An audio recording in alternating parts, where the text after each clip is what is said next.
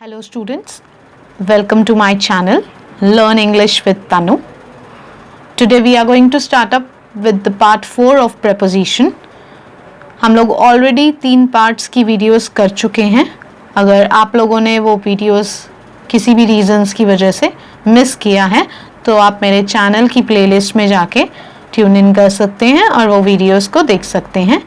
उन वीडियोस में हमने बेसिक्स जाना है प्रेपोजिशन का. प्रेपोजिशन क्या होता है, कितने तरह के प्रेपोजिशन होते हैं, क्या कॉन्सेप्ट रहता है, अलग अलग कॉन्सेप्ट पढ़े हैं, अलग अलग एग्जाम्पल्स, स्पेशल वर्ड्स, ये सब चीज़ें हमने जानी हैं. तो अब आज शुरू करते हैं प्रेपोजिशन का पार्ट 4.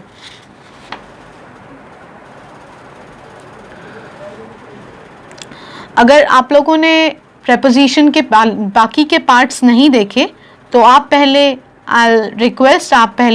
वो 3 पार्ट्स देख लीजिए ताकि आपको थोड़ा सा और अच्छे से समझ आ सकेगा. Preposition part 4.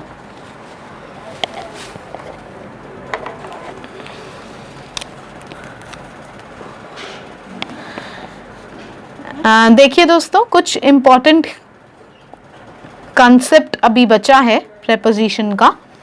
कुछ ऐसे वर्ड्स हैं जिन्हें हमने जानना ज़रूरी है, जिनके साथ कैसे वर्क किया जाता है. ठीक है, तो ये वर्ड्स हैं सजेस्ट. अगर आपके पास कभी भी सजेस्ट वर्ड आ जाए, ठीक है, आपके क्वेश्चन पेपर में सजेस्ट वर्ड आ जाए और आपको प्रेपोजिशन फिल करना हो तो जो प्रेपोजिशन उसके साथ लगेगा वो है टू. उसके बाद वी हैव द ऑब्जेक्ट. ऐसे ही एक वर्ड है प्रपोज.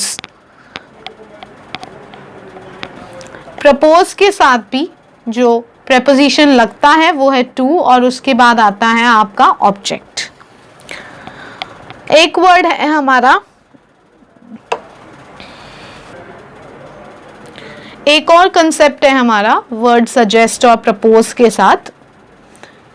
वो कंसेप्ट ये है कि अगर इन दोनों वर्ड्स के बाद दैट आ जाए तो वर्ड्स के लिए कोई प्रेपोजिशन नहीं लगेगा.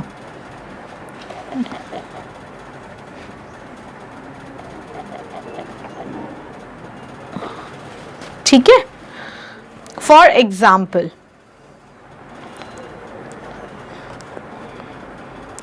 I suggested to her that we should help the miserable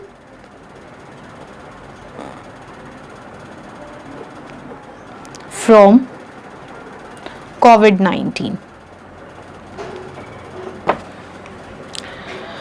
तो अभी दोस्तों हमने ये इम्पोर्टेंट कंसेप्ट भी क्लियर कर लिया. हम लोग अभी तक काफ़ी कंसेप्ट पढ़ चुके हैं. ट्री कंसेप्ट हो गया, डेथ कंसेप्ट हो गया, इन, एट, इनटू के यूजेज हो गए. बाकी जितने भी कंसेप्ट्स हैं, स्पेशल वर्ड्स जो हैं जिनके साथ से हमारा प्रेपोजिशन नहीं लगता, वो वर्ड्स भी हम जान चुके हैं. तो अभी एक क्विक ग्लिम्स ले लेते हैं कि किस वर्ड को हिंदी में क्या कहते हैं with certain examples.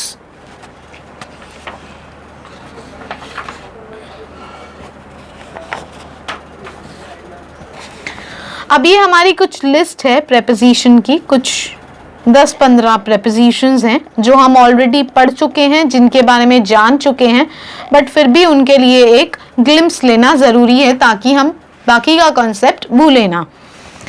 तो मैं आपको बता देती हूँ, एक साइड पे मैं लिख देती हूँ इंग्लिश में उनको क्या कहा जाता है, एक साइड पे लिख देती हूँ हिंदी में उनको क्या कहा जाता है with certain examples.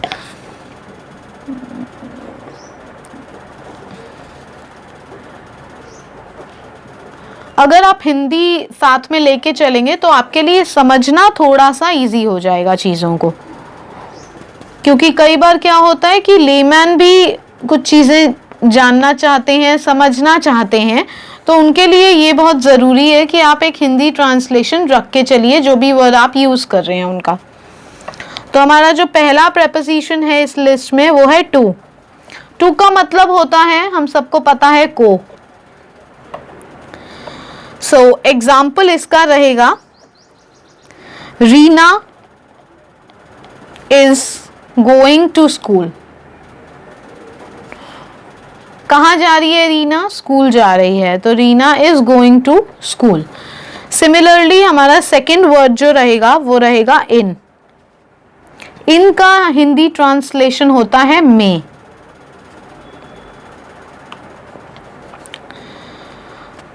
The box is in the room. जो बॉक्स है, जो डब्बा है, वो रूम में है। थर्ड वर्ड हमारा है ऑन। ऑन का हिंदी ट्रांसलेशन हम सबको पता है, पर होता है। तो एग्जाम्पल ले लेते हैं, the book is on the table.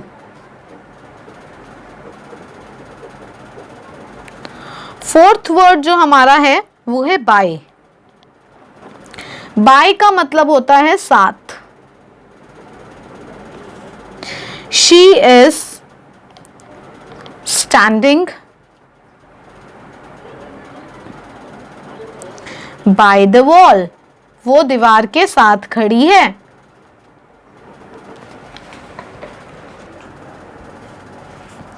हमारा जो फिफ्थ वर्ड है वो है अप। अप का मतलब होता है ऊपर।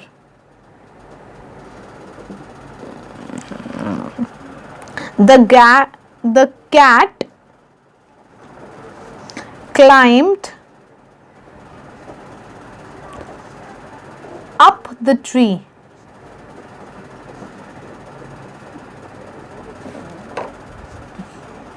बिल्ली पेड़ के ऊपर चढ़ गई। फॉर। फॉर का मतलब होता है हिंदी में के लिए।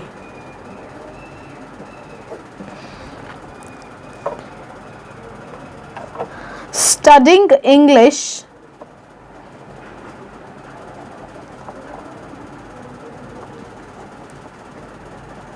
is good for you.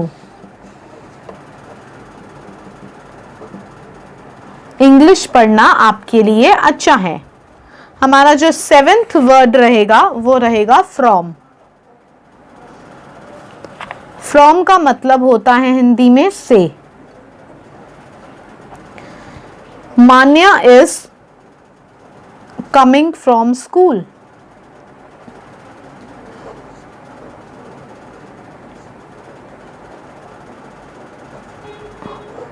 From के रिगार्डिंग एक इंपॉर्टेंट कंसेप्ट है। टू और फ्रॉम में हमेशा कंफ्यूजन होती है। टू का मतलब होता है जाना, किसी की तरफ जाना। लाइक अभी हमने बात की, Reena is going to school. और फ्रॉम का मतलब होता है स्कूल से आना, उस जगह से आप दूर हो रहे हैं। ठीक है, तो in that sense we will use from. अगर आप किसी प्लेस से दूर होते हैं तो वी विल यूज फ्रॉम। अगर आप किसी प्लेस की तरफ जाते हैं, say for example I am going to the market, मैं मार्केट की तरफ जा रही हूं, तो तब हम यूज करते हैं टू। तो they are homonyms words, opposites होते हैं ये लोग। हमारा जो एथ वर्ड है वो है ऑफ। ऑफ का मतलब होता है का। A cup of coffee.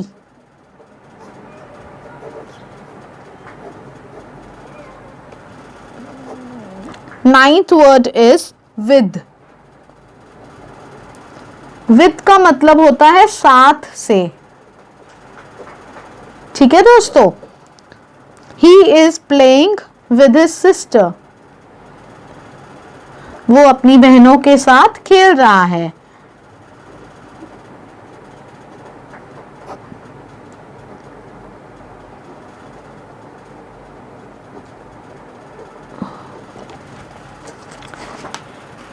Number 10th, until। until का मतलब होता है जब तक।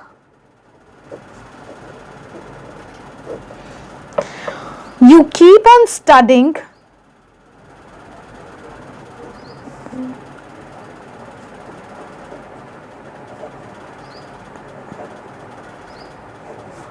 until he comes.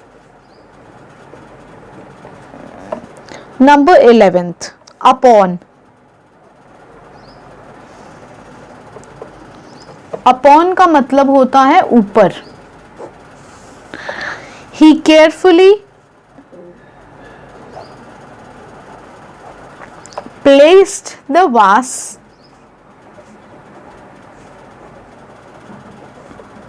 upon the table.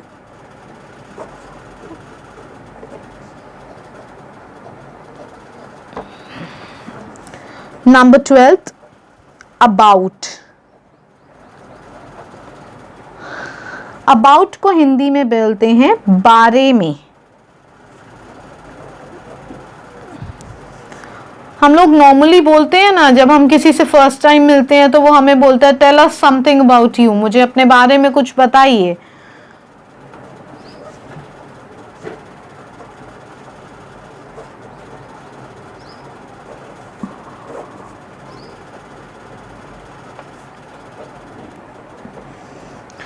Number 13th, into.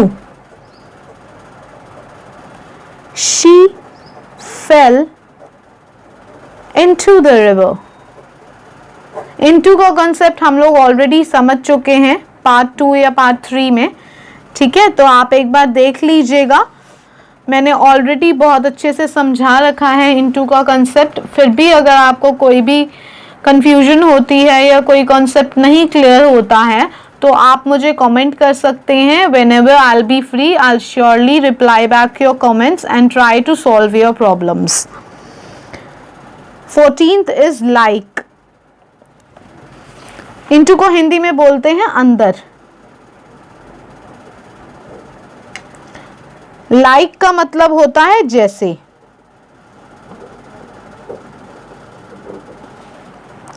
You are just like me. हम लोग कहते हैं ना तू बिल्कुल मेरे जैसी है.